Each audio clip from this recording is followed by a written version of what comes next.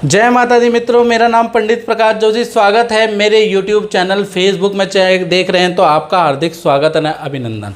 मित्रों, आज हम चर्चा करने वाले हैं एक पर्व के बारे में जो भारत ही नहीं देश विदेश में भी मनाया जाता है। वो पर्व कौन सा है? जो कार्तिक मास में कृष्ण पक्ष में चतुर्थी तिथि के दिन मनाया जाता है, जिसका संबंध पति और पत्नी के लंबे जीवन से संबंधित होता है। जो गृहिणियाँ होती है अपने पति की लंबी आयु की कामना के लिए ये व्रत मनाती हैं, जिसमें पूरे व्रत के दौरान निर्जल रहती हैं। कठोर ये व्रत होता है और शाम के समय चंद्रमा के दर्शन के बाद ही वो व्रत का समापन होता है, यानी कि करवा चौथ के व्रत के बारे में आज हम चर्चा कर रहे हैं।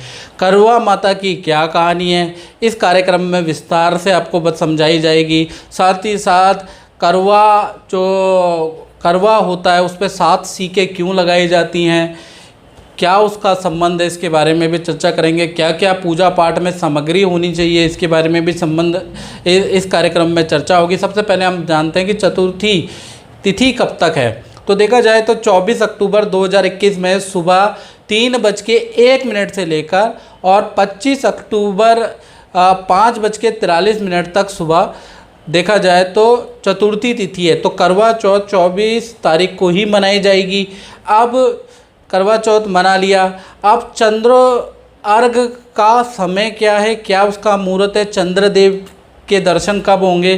तो देखा जाए तो रात को 8:07 के बाद ही दिल्ली, मुंबई, कलकत्ता इत्यादि शहरों में 8:07 के बाद ही चंद्रमा के दर्शन होंगे। चंद्रमा की पूजा करने के बाद, चंद्रनी में देखने के बाद ही स्त्रियां अपना व्रत तोड़ती हैं। इसके बारे में पूरी डिटेल में अगर आपको जानना है तो ये कार्यक्रम मिस मत कीजिएगा, पूरा जरूर देखिएगा।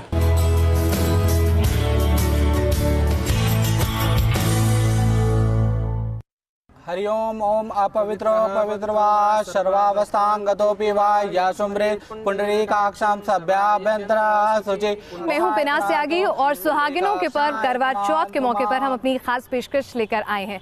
हमारे साथ पंडित प्रकाश जोशी हैं और कुछ सुहागिन यहाँ पर मौजूद हैं जिन्होंने अपने पति की लंबी कामना के लिए व्रत रखा है। और ऐसे में हम आपकी मदद करने के लिए आए हैं कि किस तरह से फिल्मों के करवा चौथ तो हमने खूब देखे हैं, लेकिन किस तरह से धार्मिक रीति रिवाज से सही मायनों में आपको करवा चौथ का व्रत करना चाहिए। सर की कब कैसे करनी चाहिए, क्या कोई शुभ मुहूर्त होता है, कथा क्या है और क्यों इसको करवा चौथ कहते हैं, करवे की क्या महत्ता है, ऐसे ढेर सारे सवाल जो शायद आपको ना मालूम हो, उनको बताने के लिए हम यहाँ पर आए हैं। पंडित जी हमारी मदद करेंगे, तमाम सुहागिनें यहाँ पर मौजूद हैं, तो हम पूरी सामग्री लेके और यहाँ पर हम कथा सुनने के लिए तैयार हैं। पंडित जी ये बताइए कि सामग्री क्या क्या चाहिए होती है? कथा तो सब सुनते हैं, लेकिन पूरे विधि विधान से अगर करवा चौथ का व्रत करना है तो क्या क्या सामग्री सुहागिनें अपने घर पर इकट्ठी कर लें? देखिए, आपको सर्वप्रथम जो एक छलनी की आवश्यकता होगी। छलनी। आप दूसरा आपको श्रृंगार की आवश्यकता होगी, जब करवा माता को चढ़ाया जाता है श्रृंगार। और 5 प्रकार के फल की आवश्यकता रहेगी। आपको मिष्ठान की आवश्यकता रहेगी, आपको पंचमेवे की आवश्यकता रहेगी और अक्षत की आपको आवश्यकता रहेगी, फूल की आवश्यकता रहेगी और सुपारी की आवश्यकता रहेगी और एक दीपक की आवश्यकता रहेगी, जो मिट्टी का दीपक होता है। तो वो ले ले तो अति उत्तम। अच्छा, अब यहाँ पर आपने 2 करवे रखे हुए हैं। जी, तो ये किस तरह से रखे जाते हैं?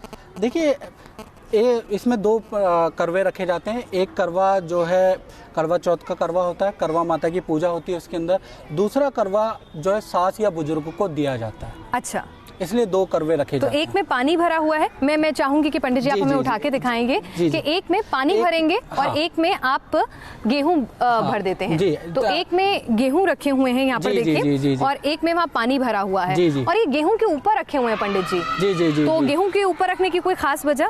गेहूं माना जाता है कि कलश के अंदर गेहूं अगर आप डालें तो पूरे साल धन धान्य की बरकत होती है, वृद्धि होती है, इसलिए गेहूं रखा जा सकता है। आप और भी चीज़ें रख सकते हैं, आप फल का रस रख सकते हैं, इसके अंदर आप जल रख सकते हैं, आप इसके अंदर पीली सरसों चलिए, रख हो सकते सके हैं। तो गेहूं या सरसों रखें। गेहूं बहुत शुभ माना गया है। अच्छा, तो ये बाण आपने क्यों लगाए हुए हैं, ये किस लिए होते हैं? ये मैंने नहीं देखे हैं पहले। जी, कि हमने करवे पे सीख लगाई। दिखाइएगा एक मिनट, हम चाहेंगे अपने दर्शकों को भी दिखाएं। ये 7 प्रकार की सीख लगाई जाती है। जिस करवे में हमने पानी भरा है, उसके अंदर जहाँ से जल दिया जाता है, वहाँ से हम लोग सीख लगाएंगे। 7 लगाएंगे। 7 प्रकार की सीख लगाई जाती है, 7। और उसमें एक हल्दी से स्वास्तिक बनाया जाता है, जो कि आप देख रहे हैं जी, स्वास्तिक हम लोगों ने बनाया है। ये वही करवा है जिसके जल को हम रात को जल देंगे। जी। और ये सीख 7 प्रकार की इसलिए लगाई जाती है कि हमारे जीवन में हमारे सुहाग को लेकर जो ये व्रत रखती हैं प्रतिव्रता, उसमें कोई व्यवधान ना है। ये 7 जन्मों से तो सीख का कोई लेना देना नहीं। 7 जन्मों से भी आप सीख का लेना देना कह सकते हैं। और 7 भाइयों की वो कथा है, वीरवती की 7 भाइयों की।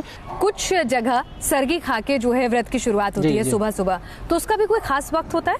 जी, उसका सूर्योदय से पहले ही सरगी खाई जाती है, सास द्वारा दी जाती है। और सरगी में क्या होता है? ये हम सामान, ये आप बहुत अच्छा सामान ले हैं। ये मट्ठी है और ये सरगी है। इसी प्रकार का आपको वैसे मीठा भी खा सकते हैं, नमकीन भी खा सकते हैं। अच्छा। दोनों चीज़ खा सकते हैं। सास या बुजुर्ग द्वारा दी जाती है और ये सूर्योदय से पहले खाया जाता है। सूर्योदय से पहले इसलिए खाया जाता है कि कहीं आप व्रत कर रहे हैं, पता चला आपने व्यवस्था से और कभी व्रत नहीं किया और आपने निर्जल व्रत होता है, कठिन व्रत होता है, कहीं मूर्छित ना हो जाए, कहीं बेहोश ना आ जाए, इसलिए आप जो है सरगी जरूर खाएं। सरगी जरूर। मेरा ये निवेदन है बहुतों से कि आप सरगी जरूर खाएं, क्योंकि जान है तो जहान है। आप अवश्य। चलिए, पति की लंबी कामना से पहले खुद की भी सेहत है, तो उसके लिए तभी अच्छी सेहत बहुत ज्यादा कंप्लेंट देखी गई है ना। अच्छा, तो सरगी में मट्ठी और फेनी की कोई खास वजह है, क्योंकि यही चलता है सरगी में? नहीं, इसकी कोई खास वजह नहीं है। शायद पौष्टिक ज्यादा होता है, ज्यादा बल मिलता है, इसलिए और ज्यादा पचाने में भी आसान है, तो दिक्कत नहीं है, इसीलिए इसको रखा गया है। बाकी इसमें क्या है कि बुजुर्ग के हाथ से या सास के हाथ से दी जाए तो आशीर्वाद स्वरूप होता है। चलिए, तो सामग्री के बारे में हमने जान लिया, क्या क्या सामग्री रखनी है, क्यों रखनी है, किस तरह से अपना पूजा का जहाँ कथा स्थल है उसको बनाना है। और अब हम पूजा का विधि विधान भी शुरू करेंगे और फिर कथा भी सुनाएंगे अपने दर्शकों को, ताकि कुछ लोगों को अगर कथा नहीं मालूम है या फिर कथा नहीं सुन सकते हैं, तो उनके माध्यम से ये हमारी कोशिश रहने वाली है। अच्छा, ये एक चीज़ रह गई है, ये करवा चौथ का जो पूजन होता है, अगर हम याद करें, बचपन में हम अपने मम्मियों को देखते थे बनाते हुए, दीवार पे बनाया करते थे, तो अभी हाईटेक वर्जन आ गया उसका। जी, मैं बताता हूँ। पहले जो था गेरू से बनाया जाता था ये, और दीवार पे ही बनाया जाता था। लेकिन आज की डेट में क्या है कि इसका तस्वीर मिल जाती है, तो आप वो लेके भी पूजा कर सकते हैं, जैसे यहाँ भी रखी हुई है। अच्छा, उस तस्वीर में क्या कथा का ही वर्णन होता है? इसमें कथा का वर्णन होता है। इसके अंदर शिव पार्वती भी होते हैं, करवा माता होती है इसके अंदर, जो है मुख्यतः करवा माता की इसमें पूजा होती है। सौभाग्य वृद्धि दायक होती है करवा माता, तो उनका यंत्र होता है जी। और लक्ष्मी गणेश आपने रखे हुए हैं? हाँ, क्योंकि करवा आपको लक्ष्मी गणेश जी की भी इस दिन पूजा होती है, ताकि आपके घर में आपके पति की दीर्घायु के साथ में आपके घर में धन धान्य की भी संपन्नता हो, आपका घर निर्विघ्न रहे, आपके घर के अंदर आपकी संतान और आपके पति और आपके बुजुर्गों को भी अच्छा लाभ मिले, इसलिए गणेश जी की भी पूजा होती है और गौरी की भी पूजा। चलिए, तो पूजा का विधि विधान सबसे पहले, कथा से पहले क्या होगा, अगर आप हमारे दर्शकों को समझा सके, ताकि जो दर्शक चाहते हैं विधि विधान पूजा करना, तो वो क्या क्या सामान तो उन्होंने इकट्ठा कर लिया होगा, जो आपने सामग्री का ज्ञान दिया है, तो अपने घर पे कैसे फिर वो पूजा करें, वो विधि शुरू करें। सबसे पहले क्या करें? सर्वप्रथम जो होता है गणेश जी की पूजा होती है। सबसे पहले तो जैसे हमने यहाँ पर शो किया है, आप क्या है एक दीपक ले लें और घी का दीपक होना चाहिए। आप दीपक सर्वप्रथम जलाएं और आप जो है ओम श्री गणेशाय नमः का पाठ कर सकते हैं। जो गृहिणियां देख रही हैं इस प्रोग्राम को, वो ओम श्री गणेशाय नमः 11 बार कर सकती हैं। हम उसका थोड़ा सा मंत्र बोल देते हैं। ओम गणानाम त्वा गणपति गोंगावामहे प्रणाम त्वा प्रेमते गोंगावामहे आदयन्तामो प्रतिष्ठा। चलिए, तो गणपति की पूजा के साथ ही शुरुआत होगी। जी, पहले हम प्राण प्रतिष्ठा करते हैं, जैसे पंडित जी कर रहे हैं प्राण प्रतिष्ठा। उसके बाद इसमें फलाहार चढ़ाया जाता है, इसके अंदर फूल अर्पित किए जाते हैं। करवा चौथ कैसे पड़ा इसका नाम? देखिए, इसमें मान्यताएं अलग अलग है। देखिए, करवा चौथ कैसे नाम पड़ा, पौराणिक महत्व है इसका। तो सबसे पहले मैं बताता हूँ कि करवा नाम की कोई स्त्री थी, उनके पतिदेव जो है वो नदी में स्नान करने गए, वहाँ मगरमच्छ ने उनका पैर पकड़ लिया, ऐसा लिखा है ग्रंथ में। तो उन्होंने चिल्लाए वो करवा करवा करवा अच्छा। करके, तो वो स्त्री बहुत ज़्यादा घबरा गई, चिल्ला उठी और वो सीधा पहुंची यमराज के बाद। यमराज से उन्होंने कहा कि मेरे पति को मकर मतलब मगरमच्छ ले गए हैं, हाँ। मुझे मेरा पति चाहिए। तो पति धर्म उस स्त्री का इतना ज़्यादा था कि यमराज भी उनके सामने झुक गए और उन्होंने, तो ऐसे ही आप करवा चौथ की माता उनको मान के, मतलब उनके नाम पर ही पूरी पूजा करवा चौथ की हो रही है। अब हम शुरू करते हैं करवा माता की पूजा। सर्वप्रथम उनकी शुद्धि कर लीजिए।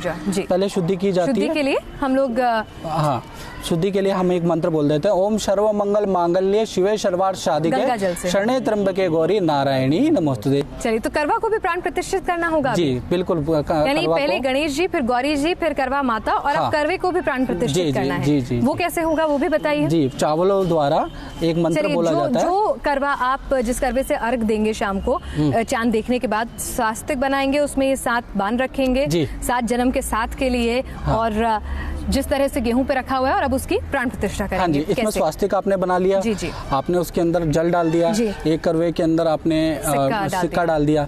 अब सबसे पहले जो है इनकी प्राण प्रतिष्ठा होगी। आप क्या कर सकते हैं, देखिए प्राण प्रतिष्ठा मैंने बताया ना, या तो कुंवारी लड़की से आप 1 रुपया ले लीजिए, ये 11 रुपए लेके करवे के ऊपर चढ़ा दीजिए, नहीं तो फिर हमारी तरह प्राण प्रतिष्ठा कीजिए। प्राण प्रतिष्ठा का मंत्र है विश्व देवाजय मादयन तामो प्रतिष्ठा।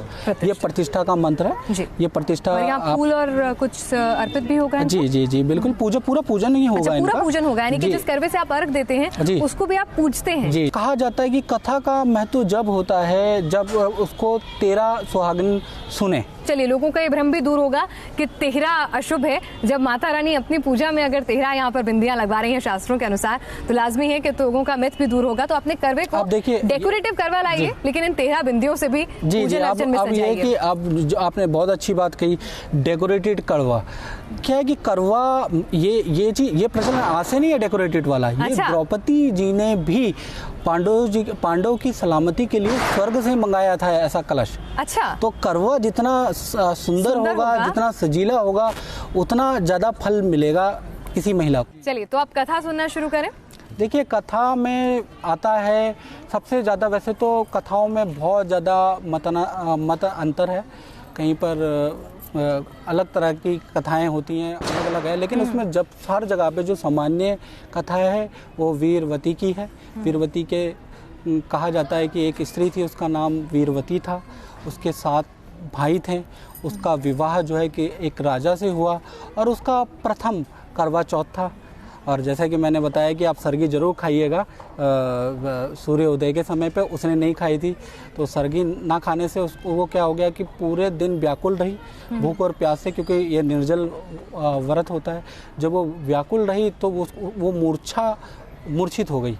जब वो मूर्छित हो गई तो उसके 7 भाई जो थे वो बहुत व्याकुल हुए अपनी बहन के लिए, क्योंकि एकलौती उनकी बहन थी। वो बहुत व्याकुल हुए। उन्होंने क्या किया, एक भाई ने उसमें से कि थोड़ा सा जब रात्रि का वक्त आया तो उन्होंने कहीं पर दूर पे एक आग जला दी और बहन को छलनी में दिखा के कहा कि अब चांद आपका उग गया है, निकल गया है। तो बहन ने भाई की बात छलनी में नहीं दिखाया था। हाँ, छलनी में दिखाया था चांद। अच्छा। और छलनी में चांद दिखा के वो बहुत दूर उन्होंने गोला, एक आग का गोला जो है वो जला दिया था। देखिए, इसमें हर जगह भिन्नता है। जी जी जी। हर जगह मैंने कहा ना भिन्नता है। तो छलनी में उन्होंने चांद दिखाया। उसके बाद उन्होंने क्या किया कि बहन थी तो उन्होंने भाइयों की बात को मानना ही था, हर बहन का फर्ज भी बनता है। तो उन्होंने माना।